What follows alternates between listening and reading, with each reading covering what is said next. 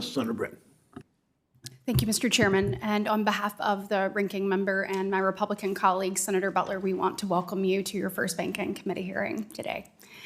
As I mentioned, having just returned from Israel and seeing the evil that Hamas is firsthand, I, along with my colleagues that went a bipartisan delegation, are more committed now than ever to making sure that we look at every single opportunity to cut off funding to Iran and to end all of this once and for all. Mr. Levitt, you said, and you've served in various roles, obviously, when it comes to counterterrorism and financial intelligence, and both Secretary of State Department and there at Treasury. I'd like to know, given your experience in this space, can you tell us, you talked about both the raising of money by Hamas and the transfer of money. I want to focus on the transfer. Tell me, practically speaking, how that works from money going from Iran to Hamas or Hezbollah. Thank you for the question. There are multiple ways that Iran transfers money. First of all, it's able to fly money and goods to Syria, transfer them physically to Hezbollah, and then be able to transfer them on by trade-based money laundering, by hawaladars, by money exchange houses, trade-based money laundering into the West Bank or the Gaza Strip. We've even seen Iran and Hezbollah do things like deposit money into a third person's account who's not actually a Hamas member, maybe their wife's hairdresser. But when Hamas says do that, you're not really in a position to say no. We've seen them send people with credit cards. And so there's multiple ways to move the money. So when you look at these multiple ways, if you were to just give an estimate of the percentage of Hamas and Hezbollah, their total revenue that comes from Iran, what would that number be? What would that percentage be? The number that the U.S. government has been using, and this is money, not other things, so it's total more, is about $100 million for Hamas, fluctuating between 70 and maybe 120, probably at the higher end recently, and $700 million to $1 billion for Hezbollah, much, much larger budget. So on the percentage-wise, though, if you were to kind of sort of take the total picture there, what number would you give that? For Hezbollah, it's a significant. Nobody knows. Is a simple answer. For Hezbollah, it's the overwhelming majority. Okay, 90%? They have their own. I've heard on the ground maybe 90% of their funding comes from Iran.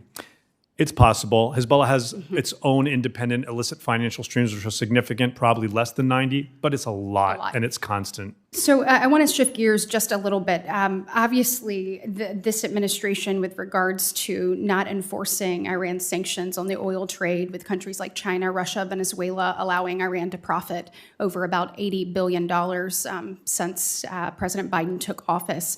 I think without question, the Iranian regime has used this $80 billion in profits for a number of illicit activities, a lot of which we are talking about here today. So with adversaries like China, when they're unwilling to, they just disregard U.S. sanctions and the Iranian regime directly benefits, I believe it's totally and completely unacceptable. My question to you is, what can we do better as a nation looking back to stop this? What has the U.S. not done? And also, Mrs. Pletka, I'd like for you to answer this. What are we not doing from a U.S. perspective that we should be doing right now to stop this? Go ahead, Mr. Levitt. So first of all, as I said earlier, we need to spend more time paying attention to how they transfer the funds, because there are things we can do to frustrate their efforts. That's important because at the end of the day, for all these billions, Iran is able to prioritize a billion bit. Even under maximum pressure, they were financing Hamas and Hezbollah. Second, we need to do more to target this income that Iran has, because it uses so much of its income to finance not only Hamas and Hezbollah, but Houthis and Shia militias too. Absolutely. And I'm so sorry, I'm running out of time. Mrs. Pletka, do you mind speaking directly to that and what more the U.S. can do to crack down on these sanction violations? We can crack down on the sanctions violations. That's what I'm talking about. That's what's not happening. What we've done in the last 2.5 years is there have been absolutely sanctions imposed, a lot of sanctions imposed on Iran. But in the oil sector, they've mostly been small ball. We've gone after small traders. We need to go after the big purchasers. especially the Chinese, but India, Russia, and others, we do actually have leverage in the form of secondary sanctions, trade, and other tools at our disposal. And lastly, I'm running out of time, but you spoke specifically about loopholes that are being used. Can you speak into that so that we can know what we need to be doing differently?